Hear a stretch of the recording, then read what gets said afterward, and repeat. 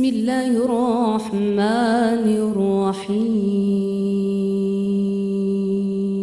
السلام علیکم دوستوں، نئے آنے والے معزز سامعین سے گزارش ہے کہ جنہوں نے ابھی تک ہمارے چینل کو سبسکرائب نہیں کیا، برائے مہربانی ہمارے چینل کو سبسکرائب کریں اور بیل آئیکن کو ضرور پریس کریں تاکہ ہر نئی آنے والی ایپیسوڈ آپ کو بر وقت مل سکے۔ ناول کراس کلب مصنف مظہر کلیم ایم اے، ایپیسوڈ 5۔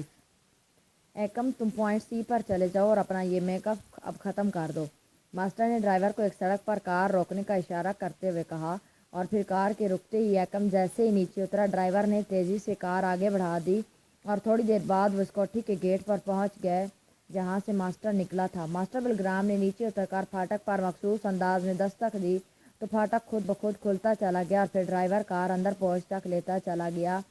ان لوگوں نے پورچ میں رکتے اسٹین گنوں سے مسلح 4 افراد ان کی کار کی طرف آتے ہوئے دکھائی دیے۔ یہ سب اپنی صورتوں سے ہی چھٹے ہوئے بدمعاش لگ رہے تھے۔ ان دونوں کو اٹھا کر نیچے تہہ خانے میں چھوڑاؤ اور تم چاروں دروازے پر پہرا دو، ماسٹر نے ان چاروں سے مخاطب ہو کر کہا، اور وہ سر ہلاتے ہوئے تیزی سے عمران اور بلیک زیرو کو کار میں سے نکالنے میں مصروف ہو گئے۔ C4 تم واپس جاؤ اور C1 کو کہو کہ میری کار 5th اسٹریٹ کے پہلے چوک پر موجود ہے، اسے وہاں سے یہاں بھجوانے کا بندوبست کرے، ماسٹر نے ڈرائیور سے مخاطب ہو کر کہا، اور پھر مادام بشاری کا ہاتھ پکڑے وہ تیزی سے عمارت کے اندر کی طرف بڑھتا چلا گیا۔ آخر تم وہاں پہنچ کیسے گئے ماسٹر؟ مادام بشاری نے مسکراتے ہوئے پوچھا۔ جہاں تم ہو مادام، وہاں جانے سے مجھے کوئی روک سکتا ہے؟ ماسٹر نے بڑی لگاوٹ بھرے لہجے میں جواب دیتے ہوئے کہا، تم ان دونوں کو کیوں اٹھا لائے ہو؟ وہیں گولی مار کر پھینک دینا تھا، ایک کمرے میں پہنچتی ہوئی مادام نے کہا، یہ دونوں جہاں تک میرا خیال ہے انتہائی خطرناک ترین لوگ ہیں، اس لیے پہلے میں چیف ماسٹر سے ان کے متعلق بات کرنا چاہتا ہوں، اس کے بعد وہ خود ان سے ملاقات کرنا چاہیے۔ ماسٹر نے کمرے کے اندر دیوار میں نصب ایک الماری کھولتے ہوئے کہا، اوہ، تو کیا چیف ماسٹر بھی اس ملک میں موجود ہے؟ مادام بشاری نے چونکتے ہوئے پوچھا۔ تو تمہارا کیا خیال ہے؟ کتنے بڑے مشن میں اکیلا ہی کافی ہوں، چیف ماسٹر پوری ٹیم کے ساتھ موجود ہے۔ چیف ماسٹر اپنی پوری ٹیم کے ساتھ موجود ہے، ماسٹر بلگرام نے الماری سے ٹرانسمیٹر نکال کر میز پر رکھتے ہوئے کہا، اور پھر اس نے تیزی سے اس کی فریکوینسی سیٹ کرنی شروع کر دی۔ Hello hello, master Bilgram speaking. چند لمحوں بعد ماسٹر بلگرام نے بٹن دباتے ہوئے کہا، یس چیف ماسٹر اسپیکنگ۔ دوسری طرف سے ایک بھررائی ہوئی آواز سنائی دی، چیف ماسٹر، ایکم والا پروگرام ناکام ہو گیا ہے، اسے مقامی سیکرٹ سروس نے ٹریس کر لیا تھا اور پھر وہ اسے اور مادام بشاری کو اغوا کر کے لے گئے تھے، لیکن میں نے فوری ایکشن کر کے لاشیں چھڑا لی ہیں اور اب علی عمران اور ایک نقاب پوش میرے قبضے میں ہے، وہ شاید سیکرٹ سروس کا چیف X2 ہے، کیونکہ اس کے متعلق مشہور ہے کہ وہ ہمیشہ نقاب لگائے رکھتا ہے۔ ماسٹر بلگرام نے کہا، اوہ، تو تم کیا کہہ رہے ہو؟ تم ہوش میں تو ہو؟ عمران اور X2 تمہارے قبضے میں؟ چیف ماسٹر حیرت کی شدت سے چیخ اٹھا، بالکل ایسا ہی ہے چیف، وہ دونوں اس وقت تہہ خانے میں بے ہوش پڑے ہیں، میں نے آپ کو اس لیے کال کیا ہے کہ شاید آپ ان سے براہ راست ملنا چاہیں۔ ماسٹر بلگرام نے کہا، اگر یہ بات درست ہے تو تم نے اتنا بڑا کارنامہ انجام دیا جس کی مثال ملنا ناممکن ہے، لیکن ان کی زندگی کا ہر لمحہ انتہائی خطرناک ہے، اس لیے فوراً انہیں گولیوں سے بھون ڈالو، اوور اینڈ آل۔ پھر مجھے رپورٹ دو، میں صرف ان کی لاشیں دیکھنا چاہتا ہوں، چیف ماسٹر نے کہا۔ اوکے ماسٹر، میں ابھی تھوڑی دیر بعد آپ کو ان کی موت کی اطلاع دے دیتا ہوں، ماسٹر بلگرام نے جواب دیا۔ وہ دونوں خطرناک ترین آدمی ہیں، اگر وہ واقعی کسی اتفاق کی بنا پر تمہارے ہتھے چڑھ گئے ہیں تو پھر ان کی موت میں ایک لمحے کی بھی دیر نہیں ہونی چاہیے، فوری انہیں موت کے گھاٹ اتار دو اور مجھے اطلاع کرو، مجھے تمہاری اطلاع کا انتظار رہے گا، چیف ماسٹر نے کہا۔ اوکے ماسٹر، صرف تھوڑی دیر بعد انتظار کریں، ماسٹر بلگرام نے کہا، اس کا چہرہ فتح کی خوشی سے جگمگا رہا تھا۔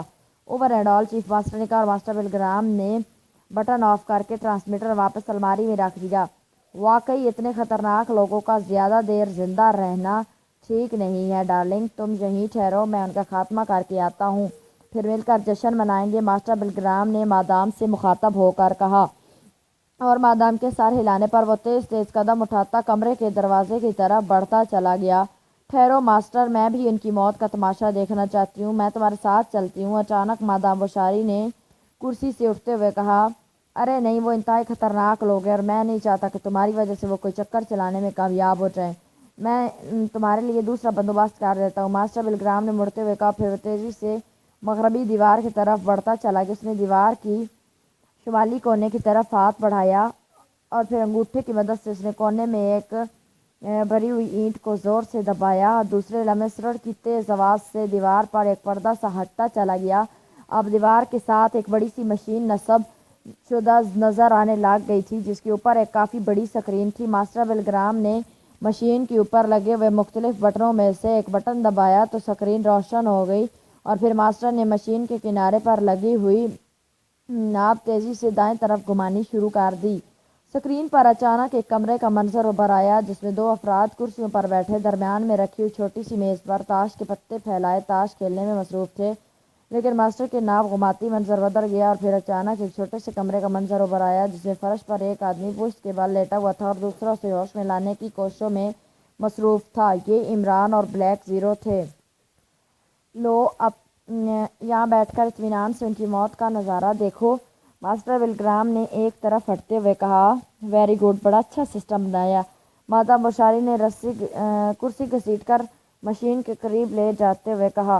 اس مشین سے میں پورے ہیڈ کوارٹر کو یہاں بیٹھے چیک کر سکتا ہوں۔ اس کے علاوہ بھی اس مشین میں بڑے بڑے کمالات موجود ہیں۔ ماسٹر بلگرام نے مسکراتے ہوئے کہا، اور پھر تیزی سے دروازے کی طرف بڑھتا چلا گیا۔ مادام بوشاری نے کرسی اور زیادہ گھسیٹی اور پھر سکرین پر نظریں جما دی۔ اب کمرے میں موجود دونوں آدمی ہوش میں آ گئے تھے اور وہ آپس میں بات چیت کر رہے تھے۔ اوہ، ماسٹر نے ساؤنڈ سسٹم تو آن کیا ہی نہیں، مادام نے چونکتے ہوئے کہا۔ پھر وہ مشین پر نصب مختلف بٹنوں پر جھک گئی اور پھر ایک بٹن کے نیچے اسے ساؤنڈ کا لفظ لکھا ہوا نظر آ گیا۔ اس نے بٹن آن کیا تو مشین سے آوازیں نکلنے لگی۔ اسی لمحے دروازہ کھلا اور مادام بوشاری نے ماسٹر بلگرام کو 4 مسلح افراد کی معیت میں کمرے میں داخل ہوتے دیکھا، اور پھر ان کے درمیان گفتگو شروع ہو گئی۔ ان کی مدھم سی آواز مشین میں سے سنائی دے رہی تھی۔ مادام بوشاری خاموش بیٹھی منظر دیکھتی رہی۔ اس کے ذہن میں چیف ماسٹر کی بات گھوم رہی تھی کہ علی عمران انتہائی خطرناک آدمی ہے، اس لیے وہ سوچتے رہی تھی کہ ماسٹر بلگرام خواہ مخواہ وقت ضائع کر رہے، اسے بجائے ان سے بات چیت کرنے کے انہیں فوراً موت کے گھاٹ اتار دینا چاہیے۔ لیکن وہ یہاں بیٹھی کچھ بھی نہ کر سکتی تھی۔ لیکن اس وقت اس کے چہرے پر اطمینان بھری مسکراہٹ رینگنے لگی جب اس نے ماسٹر بلگرام کو پیچھے ہٹ کر اپنا ہاتھ سر سے بلند اٹھاتے دیکھا۔ اب وہ دونوں براہ راست مشین گنوں کی زد میں تھے، اور اسے معلوم تھا کہ جیسے ہی ماسٹر بلگرام اپنا ہاتھ نیچے کرے گا، بے شمار گولیاں مشین گن سے نکل کر ان دونوں کو ایک لمحے میں چھلنی کر دیں گی۔ اب ضرور مزہ آئے گا، ان لوگوں کی آخر چیخیں سننے والی ہوں گی، مادام بوشاری نے اچھلتے ہوئے کہا، اور اس کے بے اختیار اچھلنے کی وجہ سے اس کی کرسی پیچھے کی طرف کھسکی اور اس نے اپنے آپ کو سنبھالنے کے لیے مشین کو پکڑنا چاہا، اور اس کا ہاتھ مشین کے کونے میں لگے ہوئے ایک ہینڈل پر لگا اور ہینڈل کا ایک سرا جھٹکے سے باہر نکلتا چلا آیا۔ اور اسی لمحے ماسٹر بلگرام نے اپنا ہاتھ سر سے نیچے کیا اور اس کی چاروں ہتھیلیوں نے ساتھ ہی انہیں ٹریگر دبا دیا، مگر اسی لمحے مشین کا ہینڈل مادام بوشاری کے ہاتھ پر سے باہر نکلا، اور پھر مشین سے مشین گنوں کی فائرنگ کی آوازیں ضرور سنائی دی، مگر مادام بوشاری یہ دیکھ کر حیران رہ گئی کہ مشین گنوں سے نکلنے والی گولیاں ان کے جسموں پر پڑی اور علی عمران اس کے ساتھ یوں اچانک غائب ہو گئے جیسے انہیں زمین کھا گئی، جبکہ جس جگہ وہ کھڑے تھے اس جگہ دونوں بدستور نظر آ رہے تھے۔ وہ گٹر میں گر گئے ہیں۔ اچانک ماسٹر بلگرام کی چیختی ہوئی آواز سنائی دی اور سب انتہائی بخلاہٹ کے انداز میں مڑ کر کمرے کے دروازے سے باہر نکلتے چلے گئے۔ مادام بوشاری حیرت سے آنکھیں پھاڑے سکرین کو دیکھ رہی تھی۔ اس کے سمجھ میں یہ بات نہ آ رہی تھی کہ آخر یہ لوگ کہاں غائب ہو گئے۔ پھر چند لمحوں بعد ہی ماسٹر بلگرام دوڑتا ہوا کمرے میں داخل ہوا۔ ہینڈل تم نے کھینچا تھا؟ ماسٹر بلگرام نے انتہائی کرخت لہجے میں پوچھا۔ ہینڈل؟ ہاں، وہ میری کرسی گرنے لگی تھی اس لیے میں نے اسے پکڑا تھا، مادام بوشاری نے بخلائے ہوئے لہجے میں جواب دیتے ہوئے کہا۔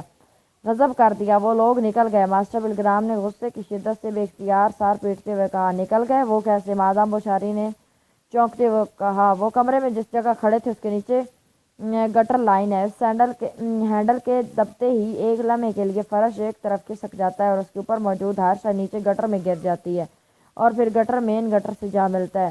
تم نے عین سخت ہینڈل کھینچا جب میں نے انہیں گولیاں مارنے لگا تھا، چنانچہ وہ گولیاں لگنے سے پہلے ہی گٹر میں جا گرے۔ ماسٹر بلگرام نے انتہائی پریشان لہجے میں کہا۔ اب کیا ہوگا؟ مادام بوشاری نے ندامت بھرے لہجے میں کہا۔ میں نے اپنے آدمیوں کو گٹر کی تلاش کے لیے بھگایا ہے، دیکھو اگر وہ نہ ملے تو پھر ہمیں فوراً یہ جگہ چھوڑنی پڑے گی۔ ماسٹر بلگرام نے بڑے پریشان لہجے میں ادھر ادھر دیکھتے ہوئے کہا، اور پھر اسے ٹہلتے ہوئے 15-20 منٹ گزرے ہوں گے کہ 2 مسلح آدمی پریشان سے انداز میں اندر داخل ہوئے۔ ماسٹر، ہم نے سارا گٹر چھان مارا، وہ کہیں موجود نہیں۔ ان میں سے ایک نے کہا۔ یہ بہت برا ہوا۔ اچھا تم ایسا کرو کہ یہاں سے اب ہم چیزیں اٹھا لیں، ہم جا رہے ہیں، اپنے آدمیوں کو اسی پوائنٹ پر پہنچنے کے لیے کہو، ہم بھی وہیں جا رہے ہیں، سب چیزیں اٹھا کر اس کوٹھی کو بم سے اڑا دو۔ ماسٹر بلگرام نے کہا اور پھر وہ مادام بشاری کا ہاتھ پکڑے تیزی سے باہر کی طرف دوڑتا چلا گیا۔ اس کے انداز سے یوں محسوس ہو رہا تھا کہ جیسے وہ ایک لمحہ ضائع کیے بغیر عمارت سے نکل جانا چاہتا ہو۔ صدیقی بڑی آہستہ رفتار سے کار چلاتا ہوا ہوٹل سی ویو کی طرف جا رہا تھا۔ اسے ہوٹل بے حد پسند تھا، اس لیے جب بھی اسے فرصت ملتی وہ ادھر کا ہی رخ کرتا اور پھر رات گئے تک وہ اس کے تفریحی پروگرام کو دیکھ کر ہی واپس لوٹتا تھا۔ چونکہ ابھی تفریحی پروگرام کے آغاز میں کافی دیر تھی، اس لیے وہ بڑے عجیب انداز میں کار چلاتا ہوا آگے بڑھا چلا جا رہا تھا۔ پھر اچانک اس کی نظریں کار پر پڑی جس سے 200 گز دور ایک پانی بائی روڈ سے نکل کر سڑک کے کنارے کھڑی تھی اور اس میں سے ایک آدمی نیچے اترا اور کار تیزی سے آگے بڑھتی چلی گئی۔ جب کار آگے بڑھ گئی تو اس وقت صدیقی کی کار اس جگہ پہنچی اور وہ آدمی اترا تھا۔ کار میں سے اترتے ہی اس آدمی نے تیزی سے سڑک کراس کی اور پھر وہ سڑک کی دوسری طرف کھڑی ہوئی ایک ٹیکسی کی طرف بڑھتا چلا گیا۔ صدیقی اسے قریب سے دیکھتے ہی بری طرح چونک پڑا، کیونکہ یہ وہی آدمی تھا جس سے وہ کوٹھی سے اٹھا کر دانش منزل پہنچا آیا تھا، اور عمران نے اسے ماسٹر بلگرام کے نام سے پکارا تھا اور اس کے ساتھ ایک غیر ملکی عورت بھی تھی اور وہ اب اس کے ساتھ اطمینان سے چلا جا رہا تھا۔ صدیقی نے آگے جا کر کار ایک طرف روک دی اور بیک مرر میں دیکھنے لگا۔ اس کے ذہن میں عجیب سی خلش ہو رہی تھی۔ وہ سوچ رہا تھا کہ کیا X2 کو وہ باہر نکال دیا گیا، یہ خود کس طرح باہر نکل جانے میں کامیاب ہو گئے۔ اسی لمحے اسے خیال آیا کہ اگر X2 نے اسے کسی مقصد کے لیے باہر نکالا ہوگا تو پھر یقیناً کوئی نہ کوئی ممبر اس کا تعاقب کر رہا ہوگا۔ ماسٹر بلگرام اس کے دیکھتے ہی دیکھتے ٹیکسی میں بیٹھ گیا اور ٹیکسی تیزی سے مخالف سمت کی طرف بڑھتی چلی گئی۔ صدیقی نے ٹیکسی کے کچھ دور جانے کے بعد اپنی کار موڑ دی اور پھر اس نے ٹیکسی کا تعاقب کرنا شروع کر دیا۔ وہ ٹیکسی سے خاصا فاصلہ رکھ کر تعاقب کر رہا تھا تاکہ اس آدمی کو تعاقب کا احساس نہ ہو سکے، اور اس کے ساتھ ساتھ وہ ارد گرد کا جائزہ بھی لے رہا تھا کہ کوئی اور ممبر تو اس کے تعاقب میں نہیں ہے۔ لیکن کافی فاصلہ طے کرنے کے باوجود اسے کوئی ایسا نظر نہ آیا تو اس نے خود ہی اس کے تعاقب کی ٹھانی، اور پھر مختلف سڑکوں سے گزرنے کے بعد ٹیکسی مضافات میں واقع شالیمار کالونی میں داخل ہو گئی۔ یہ وہی کالونی تھی جہاں سے وہ کیپٹن شکیل اور دوسرے آدمیوں کی مدد سے اس آدمی کو اٹھا کر لے گئے تھے، اور اب وہ آدمی دوبارہ اس جگہ جا رہا تھا۔ اس ساری سچویشن کی صدیقی کو سمجھ نہ آ رہی تھی، اور پھر ٹیکسی ایک کوٹھی کے گیٹ پر جا کر رک گئی اور صدیقی نے دیکھا کہ اس کوٹھی کے بالکل مقابل کی کوٹھی تھی جہاں سے انہوں نے اس آدمی کو اٹھایا تھا۔ ٹیکسی رکتے ہی وہ آدمی نیچے اترا اور ٹیکسی تیزی سے آگے بڑھتی چلی گئی۔ صدیقی اپنی کار آگے بڑھائے لے گیا۔ جب وہ اس کوٹھی کے سامنے سے گزرا تو وہ آدمی کوٹھی کے پھاٹک پر دستک دینے میں مصروف تھا۔ کچھ دور آگے جا کر صدیقی نے کار ایک نو تعمیر شدہ کوٹھی کے کمپاؤنڈ میں گھما دی۔ یہ کوٹھی ویران پڑی تھی، اس لیے کار کو اطمینان سے روک کر وہ نیچے اترا، اور جب وہ دوبارہ سڑک پر آیا تو اس نے اس آدمی کو کوٹھی کے اندر جاتے ہوئے دیکھا۔ وہ کچھ دیر وہیں کھڑا سوچتا رہا کہ اب اس کا آئندہ اقدام کیا ہونا چاہیے۔ پھر اس نے یہی فیصلہ کیا کہ وہ پہلے X2 سے سلسلے میں ہدایات لے لے تاکہ وہ نادانستگی میں کوئی ایسا اقدام نہ کر بیٹھے کہ جس سے X2 کو پریشانی کا سامنا کرنا پڑے۔ یہی سوچ کر وہ تیزی سے پیدل ہی آگے بڑھتا چلا گیا، کیونکہ تھوڑی ہی دور کالونی کی مین مارکیٹ تھی جہاں سے وہ ٹیلی فون کر سکتا تھا، اور پھر تھوڑی دیر بعد اسے پبلک فون بوتھ نظر آ گیا۔ اس نے سکے ڈال کر X2 کے نمبر گھمائے، لیکن دوسری طرف سے گھنٹی بجنے کے باوجود کسی نے نہ اٹھایا تو اس نے اصول کے مطابق اپنا پیغام ریکارڈ کرا دیا۔ پیغام ریکارڈ کرانے کا اصول یہ تھا کہ اگر X2 کی طرف سے ریسیور نہ اٹھایا جائے تو بغیر کریڈل دبائے دوبارہ وہی نمبر گھما دیا جائے تو ٹیلی فون کے ساتھ منسلک ٹیپ ریکارڈر آن ہو جاتا ہے اور اس طرح بولنے والا اپنا پیغام ریکارڈ کرا سکتا ہے۔ پیغام ریکارڈ کرانے کے بعد اس نے ایک بار پھر سکے ڈالے اور پھر جولیا کا نمبر گھمایا۔ چند لمحوں بعد ہی رابطہ قائم ہو گیا۔ یس جولیا اسپیکنگ۔ دوسری طرف سے جولیا کی سپاٹ آواز سنائی دی۔ صدیقی بول رہا ہوں مس جولیا۔ صدیقی نے جواب دیا۔ اوہ خیریت صدیقی صاحب، آج کیسے یاد کر لیا؟ جولیا نے مسکراتے ہوئے پوچھا۔ مس جولیا، ایک چھوٹی سی الجھن میں پھنس گیا ہوں۔ میں نے سوچا کہ X2 کے بعد آپ میری انچارج ہیں، اس لیے کیوں نہ الجھن کو آپ کی طرف ٹرانسفر کر دیا جائے۔ صدیقی نے ہنستے ہوئے کہا، کیا الجھن آن پڑی؟ جولیا نے اشتیاق آمیز لہجے میں پوچھا۔ مس جولیا، اب سے 4 گھنٹے پہلے X2 کے حکم پر میں، نعمانی اور کیپٹن شکیل شالیمار کالونی کوٹھی نمبر 112 میں پہنچے تھے۔ وہاں عمران نے ایک مرد اور ایک عورت کو رسکیوں سے باندھ رکھا تھا، اور صفدر وہاں ایک مقامی آدمی کے میک اپ میں موجود تھا۔ عمران کے کہنے پر ہم اس مرد کو جسے عمران ماسٹر بلگرام کہہ رہا تھا، اور اس عورت کو جسے وہ مادام بشاری کے نام سے پکار رہے تھے اٹھا کر دانش منزل لے آئے۔ صدیقی نے تفصیل بتاتے ہوئے کہا، اچھا پھر جولیا کا لہجہ اشتیاق آمیز تھا۔ ابھی تھوڑی دیر پہلے میں تفریح کے لیے ہوٹل سی ویو کی طرف جا رہا تھا۔ میں نے ذرا روڈ کے پہلے چوراہے پر ایک کار روکتے دیکھی۔ کار میں سے وہی آدمی اترا جسے ہم اغوا کر کے دانش منزل پہنچا آئے تھے۔ میں اسے دیکھ کر حیران رہ گیا۔ بہرحال میں نے اس کے تعاقب کیا اور اب اس کوٹھی سے جہاں سے ہم نے اسے اٹھایا تھا کے سامنے والی کوٹھی میں گیا ہے۔ میں نے ایکٹو کو فون کیا مگر وہ فون نہیں اٹھا رہا۔ میں نے پیغام تو ریکارڈ کروایا لیکن میری الجھن دور نہیں ہوئی، اس لیے میں نے سوچا کہ آپ سے ہدایات لے لوں۔ صدیقی نے پوری تفصیل بتاتے ہوئے کہا، واقعی معاملہ تو سیریس معلوم ہوتا ہے۔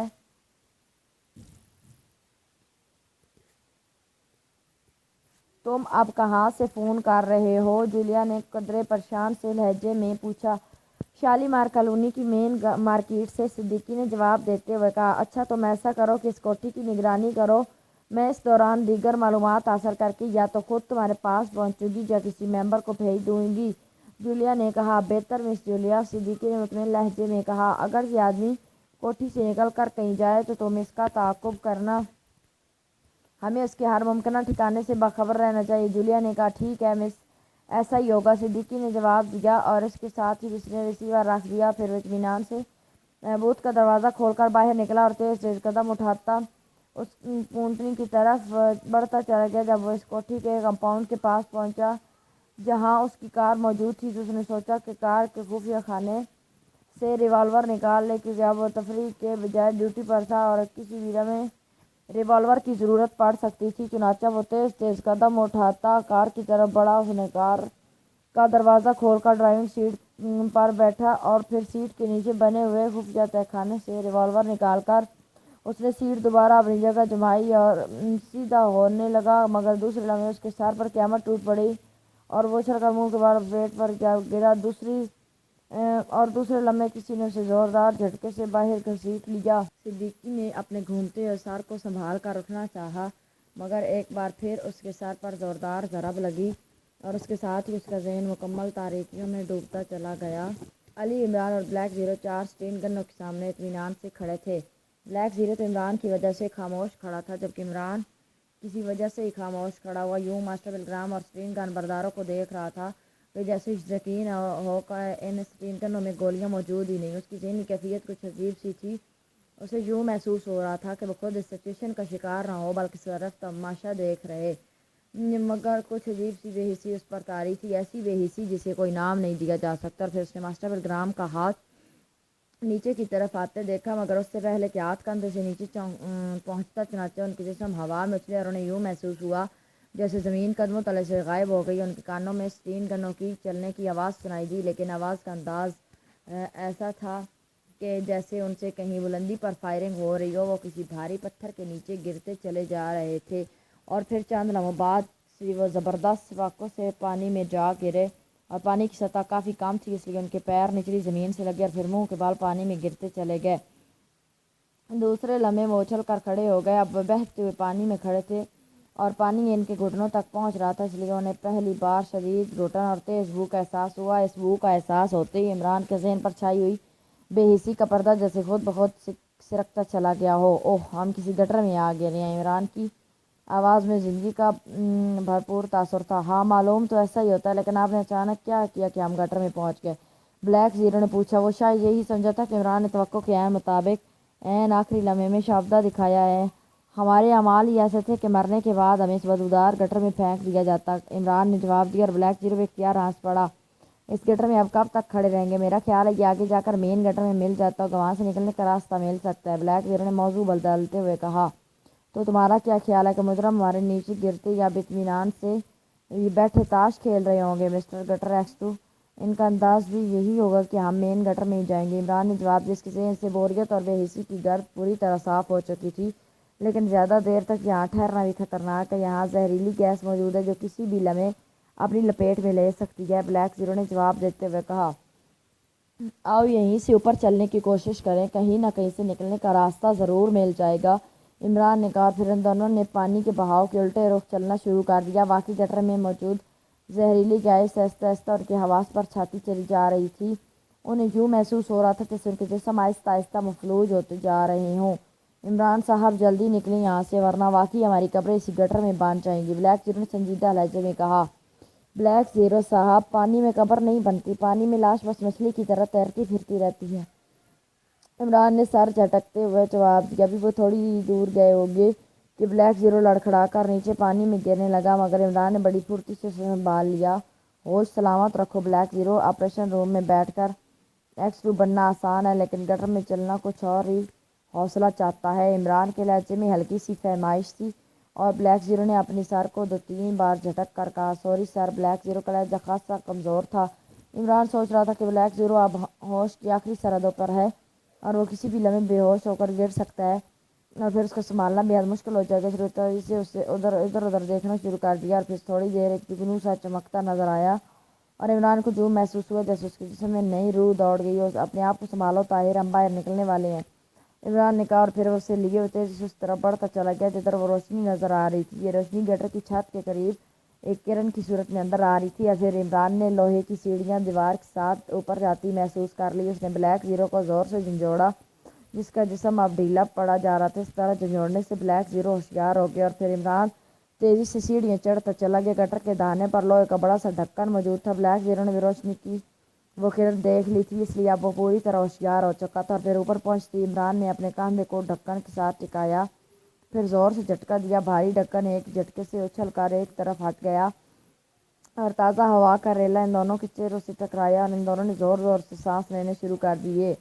انہیں یوں محسوس ہو رہا تھا جیسے زندگی کی لہریں آبشار کی طرح ان کے جسموں میں داخل ہوتی چلی جا رہی ہوں، اور جب انہوں نے اچھی طرح تازہ ہوا اپنے پھیپھڑوں میں بھر لی تو وہ دونوں باہر آ گئے۔ انہوں نے اپنے آپ کو 2 کوٹھیوں کے درمیان ایک تنگ سی گلی میں پایا۔ ان کے کپڑے گندے پانی سے لتھڑے ہوئے تھے، لیکن مجبوری تھی، دوسرے کپڑے ان کے پاس تھے نہیں اور یہاں وہ کپڑے اتار کر چل نہ سکتے تھے، اس لیے وہ اس طرح آگے بڑھتے چلے گئے۔ چند لمحوں بعد ہی وہ سڑک پر پہنچ گیا۔ پھر عمران نے تیزی سے بلیک زیرو کو پیچھے کی طرف دھکیل دیا۔ اسے کوٹھی کے گیٹ سے کار نکلتی نظر آئی تھی اور ڈرائیونگ سیٹ پر ماسٹر بلگرام اور اس کے ساتھ مادام بشاری موجود تھے۔ کار تیزی سے مخالف سمت میں دوڑتی چلی گئی۔ عمران کی نظریں کار کی نمبر پلیٹ پر جم گئی، لیکن دوسرے لمحے اس نے ایک طویل سانس لی کیونکہ کار پر نمبر پلیٹ سرے سے موجود ہی نہ تھی۔ پیچھے اڑ گیا بلیک زیرو، اب ہمیں دوبارہ تلاش کرنا پڑے گا، عمران نے ایک طویل سانس لے کر سڑک کی طرف قدم بڑھاتے ہوئے کہا، اور پھر تھوڑی دیر بعد انہیں ایک خالی ٹیکسی مل گئی۔ ٹیکسی ڈرائیور نے ان کی گندی پتلونوں کو دیکھ کر ناک منہ چڑھایا۔ فکر نہ کرو، کار کی سروس کی رقم علیحدہ دیں گے، عمران نے دروازہ کھول کر پچھلی نشست پر بیٹھتے ہوئے کہا اور ڈرائیور نے مسکرا کر سر ہلا دیا اور پھر بلیک زیرو کے بیٹھتی ٹیکسی تیزی سے آگے بڑھ گئی۔ عمران نے اسے دانش منزل کا پتہ بتا دیا۔ مختلف سڑکوں سے گزرنے کے بعد تھوڑی دیر بعد کار دانش منزل کے گیٹ پر روک گئی اور عمران اور بلیک زیرو نیچے اتر آئے۔ عمران نے جوتے کی ایڑی کو مخصوص انداز میں سڑک پر مارا اور پھر اس نے جھک کر ایڑی اور تلے کے درمیان سے 100 کا ایک نیا نوٹ نکال لیا۔ ایمرجنسی کے لیے اس نے یہ انتظام کر رکھا تھا اور پھر 100 کا نوٹ ڈرائیور کی طرف بڑھاتے ہوئے عمران نے سر کے اشارے سے اسے جانے کے لیے کہا تو ڈرائیور کے دانت نکل آئے اور اس نے تیزی سے کار آگے بڑھا دی جیسے اسے خطرہ ہو کہ عمران کا ارادہ نہ بدل جائے، اور عمران مسکراتا ہوا گیٹ کی طرف مڑ گیا۔ بلیک زیرو اس دوران خفیہ بٹن دبا کر گیٹ کی ذیلی کھڑکی کھول کر چکا تھا، پھر دونوں سر جھکائے اندر داخل ہو گئے۔ صفدر اپنے کمرے میں آرام کرسی پر بیٹھا ایک جاسوسی ناول کے مطالعے میں غرق تھا کہ اچانک قریب پڑے ہوئے ٹیلی فون کی گھنٹی زور سے بج اٹھی اور صفدر نے ریسیور اٹھا لیا۔ صفدر اسپیکنگ، صفدر نے اسپاٹ سے لہجے میں کہا۔ جولیا بول رہی ہوں صفدر۔ دوسری طرف سے جولیا کی الجھی ہوئی آواز سنائی دی۔ او مس جولیا، خیریت؟ اس وقت کیسے یاد کیا؟ صفدر نے چونکتے ہوئے پوچھا۔ تم نے وہ کوٹھی دیکھی ہوئی ہے جہاں سے عمران کے ساتھ مل کر تم ماسٹر بلگرام اور اس کی ساتھی عورت کو لے آئے تھے؟ جولیا نے سوال کیا۔ ہاں مس جولیا، شالیمار کالونی میں ہے وہ کوٹھی۔ صفدر کے چہرے پر سوچ کی لکیریں ابھر آئی تھیں کیونکہ اس کے خیال میں جولیا کو اس واقعے کا علم نہ تھا۔ ابھی صدیقی کا فون آیا کہ ماسٹر بلگرام جسے دانش منزل پہنچایا گیا تھا اس کوٹھی کے سامنے والی کوٹھی میں داخل ہوا ہے، جولیا نے جواب دیا۔ کیا ہوگا اس میں الجھن والی کون سی بات ہے؟ ظاہر ہے ایکس2 نے اسے رہا کر دیا ہوگا اور صدیقی نے ایکس2 کی ہدایات پر اس کا تعاقب کیا ہوگا، صفدر نے مطمئن ہوتے ہوئے کہا۔ نہیں صفدر، ایکس2 دانش منزل میں موجود نہیں اور صدیقی نے اتفاق سے اسے چیک کر لیا تھا اور اس کی رپورٹ کی مطابق اور کوئی ممبر اس کے تعاقب میں نہیں تھا۔ جولیا نے وضاحت کرتے ہوئے کہا، اور صفدر کی پریشانی ایک بار پھر سے اکڑ گئی۔ دانش منزل سے کسی کا نکل آنا واقعی حیرت انگیز تھا۔ اوہ، پھر تو معاملہ واقعی عجیب سا لگتا ہے۔ بہرحال میرے لیے کیا حکم ہے؟ صفدر نے طویل سانس لیتے ہوئے پوچھا۔ تم کیپٹن شکیل کو ہمراہ لے کر وہاں پہنچو اور اس کوٹھی کو چیک کرو۔ مجھے معاملہ کچھ گڑبڑ لگ رہا ہے، جولیا نے کہا۔ میرا خیال ہے پہلے تم ایس 2 سے بات کر لو، ایسا نہ ہو کہ ہمارا یہ اقدام اس کے کسی منصوبے کے خلاف ہو۔ صفدر نے کچھ سوچتے